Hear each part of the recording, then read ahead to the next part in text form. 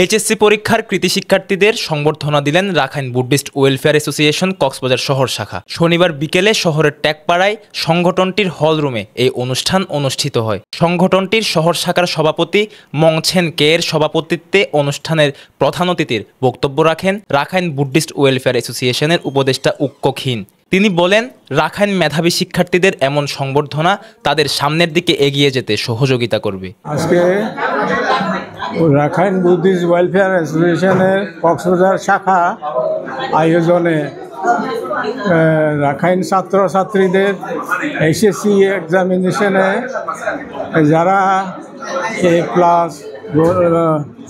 Golden plus পাইছে এবং একজন স্ট্যান্ড করছে, তাদের সম্বর্ধনা আয়োজন করতেছি। আমরা খুব আনন্দের সাথে বলতেছি যে আগে এইসব আয়োজন আমরা আগে করি নাই, এই প্রথম আয়োজনটা হলো আর কি। তিনি বলেন, রাখাইন মেধাবী শিক্ষার্থীদের এমন সংবর্ধনা তাদের সামনের দিকে এগিয়ে যেতে সহযোগিতা করবে। এ সময় বিশেষ অতিথি হিসেবে উপস্থিত ছিলেন কক্সবাজার সাংস্কৃতিক কেন্দ্রের পরিচালক মং থেনলা, সংগঠনের কেন্দ্রীয় উপদেষ্টা ডাক্তার মায়েনু ও ঢাকা শাখার মহিলা উপদেষ্টা ফ্রুমারি। শিক্ষার্থীদের কারিগরি শিক্ষার দিকে মন দিতে এবং যে কোনো সুবিধায় অসুবিধায় সাংগঠনিকভাবে পাশে থাকার কথা জানান উপস্থিত বক্তারা।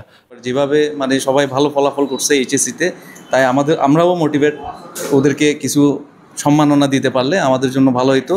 সেই উদ্যোগ থেকে আমরা নিজেরা এই প্রোগ্রামটাকে সাকসেসফুল করার জন্য অনেক কষ্ট করছি। A+ পাইছে, খুব ভালো রেজাল্ট করছে, এই জন্য তাদেরকে এরা কক্সবাজার রাখাইন ওয়েলফেয়ার অ্যাসোসিয়েশনে কক্সবাজার শাখা এরাই উদ্যোগ নিল আর কি প্রথমবারের মতো।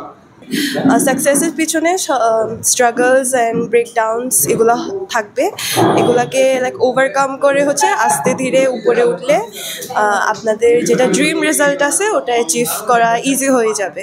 অনেকটা সুরিয়াল, আমি নিজেও ভাবি নাই যখন পরীক্ষা দিচ্ছিলাম যে আমি বোর্ডে স্ট্যান্ড করলেও আমি ভাবি নাই যে ফার্স্ট হবো। ওরকম একটা লক্ষ্য রেখে আগাইছি আসলে, আর হয়েছেও লাস্টে গিয়ে।